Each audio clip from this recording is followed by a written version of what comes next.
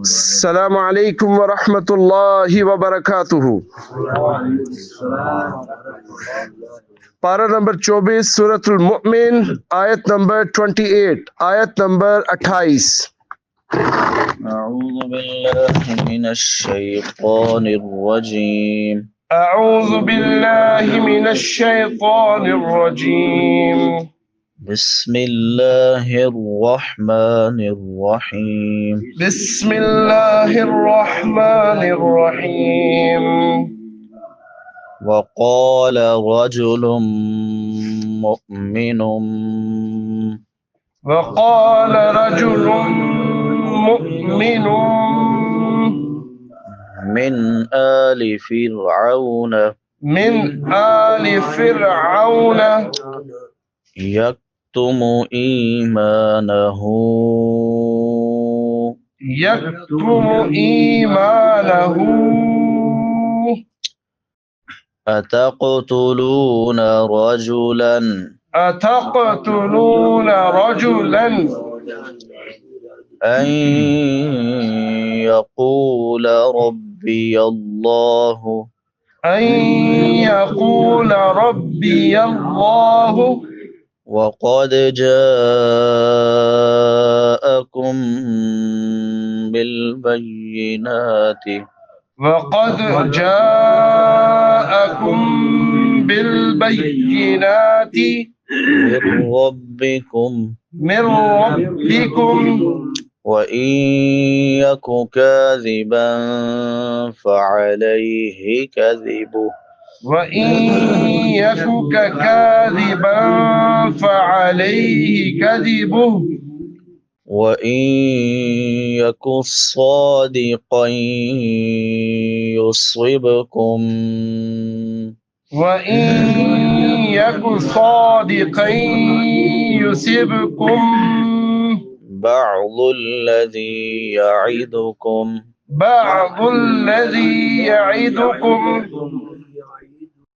إن الله لا يهدي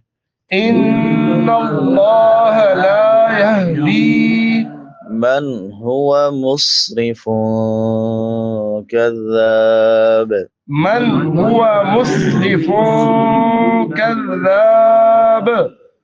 وقال رجل مؤمن من آل فرعون يكتم إيمانه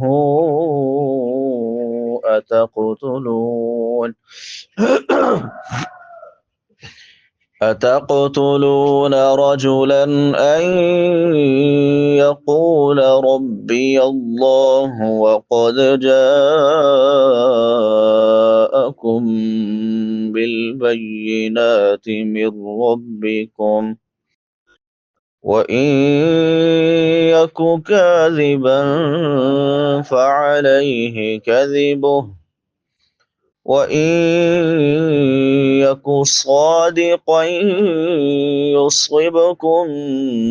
بعض الذي يعدكم إن الله لا يهدي من هو مسرف كذاب.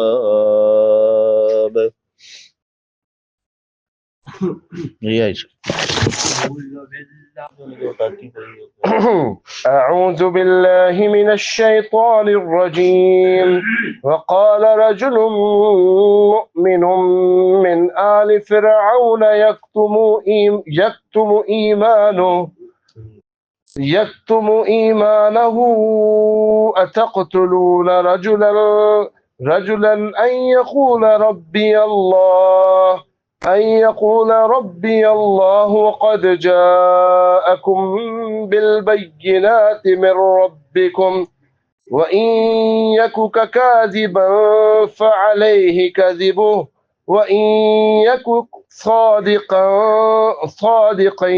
يصبكم بعض الذي يعدكم إن الله لا يهدي من هو مسرف كذاب.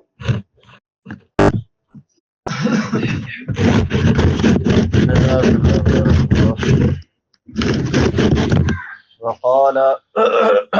رجل مؤمن من آل فرعون، اور کہا ایک مومن آدمی نے آل فرعون سے، فرعون کی آل میں سے۔ موسیٰ علیہ السلام نے جو پیچھے دعا مانگی تھی ہر شریر کی شر سے، اس کی شرارتوں سے، تو اللہ تعالیٰ نے ان کی دعا کو قبول کرتے ہوئے ان کی حمایت میں ایک ایسے آدمی کو کھڑا کیا جو فرعون کی آل میں سے تھا، اللہ، مگر وہ یکتم ایمانہ، اپنے ایمان کو چھپائے ہوئے تھا۔ ایمان وہ لا چکا تھا موسیٰ علیہ السلام پر، لیکن ابھی تک اس نے ظاہر نہیں کیا تھا، کسی کو بتایا نہیں تھا کہ میں مسلمان ہو چکا ہوں۔ تو اس نے بڑے اچھے طریقے سے موسیٰ علیہ السلام کا دفاع بھی کیا اور فرعون کو ان کے قتل سے باز رکھنے کی اپنی پوری کوشش کی۔ فرعون کے اپنے لوگوں میں سے ہونے کی وجہ سے اس نے اس بات کی جرأت کی، اور اسی وجہ سے فرعون نے اس کی بات کے بعد اپنی قوم کو مطمئن کرنے کی کوشش بھی کی، ورنہ اس کے دربار میں کسی اسرائیلی کو یہ جرأت نہیں تھی کہ وہ اٹھ کے کسی بھی قسم کی کوئی بات کرتا، اور نہ ہی یہ اس کو قابل برداشت تھی۔ تو یہ اللہ تعالیٰ کا بڑا عجیب معاملہ ہے کہ جب موسیٰ علیہ السلام نے اپنا معاملہ اللہ کے سپرد کیا تو اللہ نے پھر وہاں سے حمایت کروائی،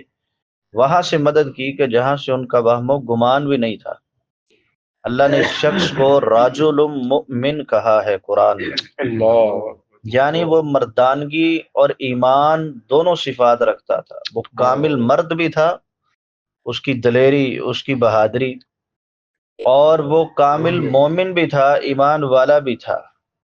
اب اس کی وجہ کیا ہے کہ اس نے سب سے افضل جہاد کیا، اللہ، اور سب سے افضل جہاد کیا ہے؟ رسول اللہ صلی اللہ علیہ وسلم سے پوچھا گیا افضل الجہادی، آپ علیہ السلام نے فرمایا، آپ سے پوچھا گیا سب سے افضل جہاد کیا ہے؟ فرمایا افضل الجہادی کلمۃ عدل عند سلطان جابر او امیر جابر، افضل جہاد یہ ہے کہ حق بات کو سلطان، وہ بھی جابر اور ظالم قسم کا، اس کے سامنے کہنا، یہ افضل جہاد ہے۔ یا جابر قسم کا امیر ہو، تو فرعون سے بڑا ظالم کون تھا کہ جس کے سامنے کھڑے ہو کے اس شخص نے موسیٰ علیہ السلام کے بارے میں بات کی، ان کا دفاع کیا، ان کی حمایت کی۔ اس لیے اللہ نے کامل مومن بھی کہا اور کہا کہ یہ کامل مرد بھی ہے۔ بعد کہتے ہیں یہ وہی تھا کہ جس نے موسیٰ علیہ السلام کو یہ مشورہ دیا تھا کہ تمہارا قتل ہو رہا ہے، تمہارے ہاتھ سے جو ایک بندہ مر گیا، وہ مکہ مارا تھا نا موسیٰ علیہ السلام نے، فرمایا یہ تمہیں قتل کر دیں گے، لہذا بھاگ جاؤ یہاں سے۔ بعض لوگ کہتے ہیں یہ وہی شخص تھا، مگر اس کی تصدیق کا کوئی بھی ذریعہ جو ہے وہ مضبوط ذریعہ وہ موجود نہیں ہے، وہ ابھی تک شک میں ہی ہے۔ مفسر راضی رحمت اللہ علیہ وہ اپنا تجربہ لکھتے ہیں، وہ فرماتے ہیں کہ جب بھی کسی شریر نے میرے متعلق شر کا ارادہ کیا اور میں اس سے تعرض نہیں کر سکا تو میں نے اس کا معاملہ پھر اللہ کے سپرد کر دیا، تو پھر اللہ تعالیٰ نے ایسے لوگوں کو میرے دفاع کے لیے مقرر کیا جنہیں میں جانتا بھی نہیں تھا، اور جنہوں نے پھر حد سے بڑھ کر اس شر کو مجھ سے دور کرنے کی کوشش کی۔ یکتم ایمانہ، اس جملے سے یہ بات معلوم ہوتی ہے کہ فرعون کی سختیوں کے باوجود موسیٰ علیہ السلام کی دعوت ہر جگہ پہنچ چکی تھی، حتیٰ کہ فرعون کے خاندان کے کچھ لوگ بھی اس سے متاثر ہو چکے تھے، اور اگرچہ وہ ایمان کا اظہار نہیں کر سکتے تھے۔ چنانچہ یہ مرد مومن فرعون کی آل میں سے تھا، اس سے پہلے ایمان چھپاتا تھا، مگر جب موسیٰ علیہ السلام کے قتل تک بات پہنچی تو اس کے ایمان نے اس کو خاموش نہیں رہنے دیا۔ اس نے بات کا آغاز کیا ایک غیر جانبدار آدمی کی طرح، موسیٰ علیہ السلام کی طرف جا کے کھڑا نہیں ہوا، نیوٹرل ہو. ہاں نیوٹرل ہو کے اس نے اپنی بات چیت کا آغاز کیا، اور بعد میں اس نے پھر اپنے ایمان کا صاف طور پہ اظہار بھی کر دیا تھا، اور اپنا معاملہ اس نے اللہ تعالیٰ کے سپرد کر دیا تھا، جیسا کہ آگے انشاءاللہ آئے گا. تو جس کے نتیجے میں اللہ تعالیٰ نے اسے فرعون اور اس کے ساتھیوں کے ظلم و ستم سے محفوظ بھی رکھا. اب تک ایمان چھپائے رکھنے کے باوجود اللہ تعالیٰ نے اسے مومن قرار دیا ہے. اس سے یہ بات بھی سمجھ آتی ہے کہ مجبوری کی حالت میں اگر بندہ ایمان چھپا لے تو وہ مومن ہی رہتا ہے، اس کا ایمان وہ مومن ہی رہے گا اگر مجبوری بن جاتی ہے. آگے فرمایا اتقتلون رجلا ان یقول ربی اللہ. اب یہ تین بڑی حقیقتیں یہ مومن آدمی ان کو بیان کرتا ہے. پہلی اتقتلون رجلا ان یقول ربی اللہ، پہلی یہ کہ رب صرف اللہ ہے. اس نے کہا کہ تم ایک آدمی کو اس بات پر قتل کرنا چاہتے ہو کہ وہ کہتا ہے کہ میرا رب اللہ ہے، میرا پیدا کرنے والا، میرا خالق و مالک جو ہے وہ صرف اللہ ہے. اور وہ پاک ذات جس کا نام اللہ ہے، یعنی وہ فرعون کو رب نہیں مانتا بلکہ اس کو مانتا ہے جس نے فرعون اور اس کے باپ دادا کو اور زمین و آسمان سمیت ساری مخلوقات کو پیدا کیا ہے. تو اس پر اسے داد دینی چاہیے، اس کی عزت کرنی چاہیے، اس کی تکریم کرنی چاہیے، یا پھر اسے قتل کر دینا چاہیے. اور دوسری حقیقت وقد جاءکم بالبینات،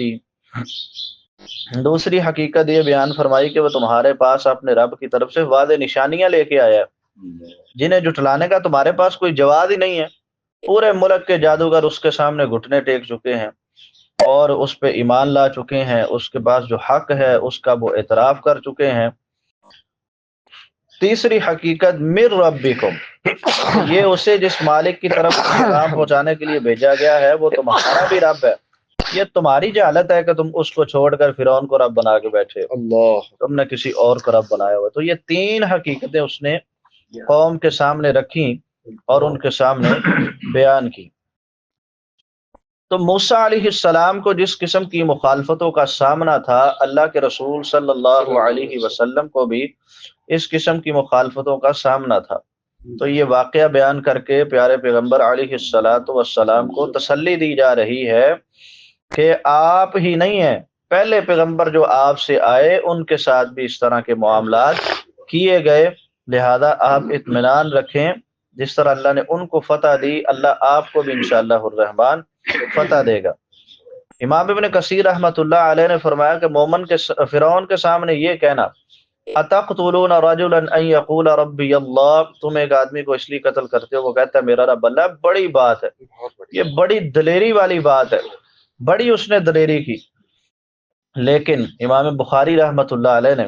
اپنی صحیح بخاری میں ایک واقعہ ذکر کیا ہے سیدنا ابو بکر صدیق رضی اللہ تعالی عنہ کا. تو وہ اس سے بھی بڑی بات ہے، اس شخص سے بھی زیادہ دلیری اور زیادہ شجاعت سیدنا ابو بکر رضی اللہ تعالی عنہ نے دکھائی. وہ کیا واقعہ ہے؟ عروہ بن زبیر کہتے ہیں میں نے عبداللہ بن عامر بن عاص سے کہا کہ مشرکین نے اللہ کے رسول کو جو سب سے زیادہ تکلیف پہنچائی تھی نا، آپ ہمارے سامنے اس کو بیان کریں. وہ فرماتے ہیں کہ ہم ایک دن مکہ میں تھے بیت اللہ کے پاس، اور اللہ کے رسول صلی اللہ علیہ وسلم کعبے کے صحن میں نماز پڑھ رہے تھے. عقبہ بن ابی معیط وہ آیا، اس نے آپ صلی اللہ علیہ وسلم کا کندھا پکڑا اور آپ صلی اللہ علیہ وسلم کے گلے میں کپڑا ڈال دیا اور اسے بڑی سختی کے ساتھ گھونٹ دیا. اور سیدنا ابو بکر صدیق رضی اللہ تعالی عنہ ان کو پتا چلا، وہ بھاگے بھاگے آئے، اسے کندھے سے پکڑ کر دھکا دے کے اللہ کے رسول سے پیچھے ہٹایا اور آپ علیہ السلام کے گلے سے وہ جو کپڑا تھا اس کو نکالا. اور یہی جملہ سیدنا ابو بکر نے کہا تھا اتقتلون رجلا ان یقول ربی اللہ وقد جاءکم بالبینات من ربکم، کیا تم ایک آدمی کو اس لیے قتل کرتے ہو کہ وہ کہتا ہے میرا رب اللہ ہے، حالانکہ یقیناً وہ تمہارے پاس تمہارے رب کی طرف سے واضح دلائل لے کے آتے ہیں. تو اہل علم فرماتے ہیں کہ سیدنا ابو بکر رضی اللہ تعالی عنہ یہ جو مرد مومن اللہ نے ذکر کیا ہے اس سے بھی زیادہ شجاع تھے اور اس سے بھی زیادہ بہادر تھے. وہ کیوں تھے کہ وہ مرد مومن اپنا ایمان چھپاتا تھا اور سیدنا ابو بکر کھلم کھلا اپنے ایمان کا اعلان کرتے تھے، ظاہر کرتے تھے کہ میں مومن ہوں اور میں مسلمان ہوں، اور رسول اللہ صلی اللہ علیہ وسلم کی حمایت اور دفاع میں ان کے لیے اس مرد مومن سے زیادہ جان کو خطرہ تھا۔ وہ تو فرعون کا رشتہ دار تھا، اس کو تو اتنا خطرہ نہیں تھا۔ اور سیدنا ابو بکر اس وقت چند آدمی مسلمان تھے، باقی ساری قوم کافر تھی، ساری قوم دشمن تھی، تو زیادہ خطرہ تھا، لیکن اس کے باوجود بھی انہوں نے عقبہ بن ابی معیط کو دھکے مار کے پیچھے بھی کیا اور اس کو ڈانٹا بھی۔ وَإِن يَكُ كَاذِبًا فَعَلَيْهِ كَاذِبُهُ، وہ مرد مومن موسیٰ علیہ السلام کو کاذب نہیں سمجھتا تھا، جھوٹا نہیں سمجھتا تھا۔ اس نے یہ بات ایک نیوٹرل آدمی کی حیثیت سے ایک مفروضے کے طور پہ کہی کہ اگر یہ جھوٹا ہے تو اس سے ہمیں تو کوئی نقصان نہیں، اس کا جھوٹ اسی پہ ہے، اسی کو نقصان ہوگا، اس کے جھوٹ کا وبال اسی پر ہے، تمہارے لیے مناسب یہ ہے کہ تم اس کو چھوڑ دو، اس کو کچھ کہو نہ، یعنی وہ ان کو بچا رہا تھا فرعون سے۔ تو بعد میں موسیٰ علیہ السلام نے اس سے کہا بھی تھا وَإِن لَّمْ تُؤْمِنُوا لِي فَاعْتَزِلُونِ، اگر تم میری بات نہیں مانتے تو مجھ سے الگ رہو۔ وہ ابھی تک ایمان کو چھپا رہا تھا۔ وَإِن يَكُ صَادِقًا يُصِبْكُمْ، اب وہ کہنے لگا اگر یہ سچا ہے تو پھر اس میں سے جو فائدے ہیں، جو یہ بات لے کے آیا ہے، یہ دعوت، یہ حق، اس کے جو فوائد ہیں ان میں سے کوئی نہ کوئی فائدہ، کوئی نہ کوئی سچی بات وہ تمہیں بھی ضرور پہنچے گی۔ تو اس لیے مرد مومن نے یہاں پہ یعدکم کا لفظ استعمال کیا ہے، یصیبکم، وَإِن يَكُ صَادِقًا يُصِبْكُم بَعْضُ الَّذِي يَعِدُكُم، یعدکم کا لفظ جو ہے یہ وعدے کے لیے استعمال ہوتا ہے، وعید کے لیے نہیں، اور وعدے میں دونوں چیزیں آ جاتی ہیں۔ اگر یہ سچا ہوا، تم نے اس کی اطاعت کی، تو اس کا وعدہ ہے کہ تمہیں دنیا اور آخرت دونوں کی بھلائیاں حاصل ہوگی، تو اس کے مطابق تمہیں ان میں سے کچھ نہ کچھ ضرور حاصل ہو جائے گا، اور اگر وہ دنیا میں حاصل نہ بھی ہوئی تو آخرت میں تو یقینی طور پہ حاصل ہوگی۔ اور اگر تم سچا ہونے کے باوجود اس پر ایمان نہ لائے یا تم نے اس سے قتل کر دیا تو اس نے تمہارے کفر کی صورت میں دنیا میں جن جن عذابوں کا وعدہ کیا ہے وہ عذاب تم پہ نازل ہو جائیں گے اور تم ان عذابوں کا شکار ہو جاؤ گے، جیسا کہ اللہ تعالیٰ نے امت محمدیہ کو پہلی امتوں کے مختلف قسم کے عذابوں سے ڈرایا۔ فَكُلًّا أَخَذْنَا بِذَنبِهِ فَمِنْهُم مَّنْ أَرْسَلْنَا عَلَيْهِ حَاصِبًا، اللہ فرماتے ہیں ہم نے ہر ایک کو اس کے گناہ میں پکڑ لیا۔ فَمِنْهُم مَّنْ أَرْسَلْنَا عَلَيْهِ حَاصِبًا، ان میں سے کوئی وہ تھا جس میں ہم نے پتھراؤ والی ہوا بھیجی۔ وَمِنْهُم مَّنْ أَخَذَتْهُ الصَّيْحَةُ، کوئی وہ تھا جس کو چیخ نے پکڑ لیا۔ وَمِنْهُم مَّنْ خَسَفْنَا بِهِ الْأَرْضَ، کوئی وہ تھے جن کو زمین میں دنسا دیا۔ وَمِنْهُم مَّنْ أَغْرَقْنَا، کوئی وہ تھے جن کو ہم نے غرق کر دیا۔ یعنی یہ مختلف عذاب جو ہے امت محمدیہ کو بھی بتلایا گیا ہے کہ تم نے بھی صحیح روش پہ چلنا ہے۔ ان اللہ لا یہدی من هو مسرف کذاب، اس جملے کے دو مطلب ہو سکتے ہیں، اور ہو سکتا ہے کہ اس عظیم شخص نے یہ دونوں مطلب ہی لیے ہوں۔ ایک یہ کہ اللہ تعالیٰ اس شخص کو راہ راست کی، راہ حق کی ہدایت ہی نہیں دیتا جو حد سے بڑھنے والا سخت جھوٹا ہو، جبکہ موسیٰ علیہ السلام میں حد سے بڑھنے والی کوئی بات ایسی تھی نہیں۔ تو لہذا یہ جو ان پہ اتنا اللہ نے کرم کیا ہے، فضل کیا ہے، اور پھر اللہ نے ان کو یہ اتنے وعدے، دلائل اور معجزات دیے ہیں، یہ بھی ثابت کرتے ہیں کہ وہ کذاب نہیں ہے۔ اور پھر دوسری بات یہ ہے کہ یہ دونوں اوصاف بیان کرتے ہوئے در حقیقت وہ فرعون پر طعن کر رہا تھا، جو اپنے رب ہونے کا دعویٰ کر کے اپنے حد سے بے حساب تجاوز بھی کر رہا تھا اور زبردست جھوٹ بھی بول رہا تھا، تو اس کی طرف سے قتل کا ارادہ بھی اس کے کذاب ہونے کا نتیجہ تھا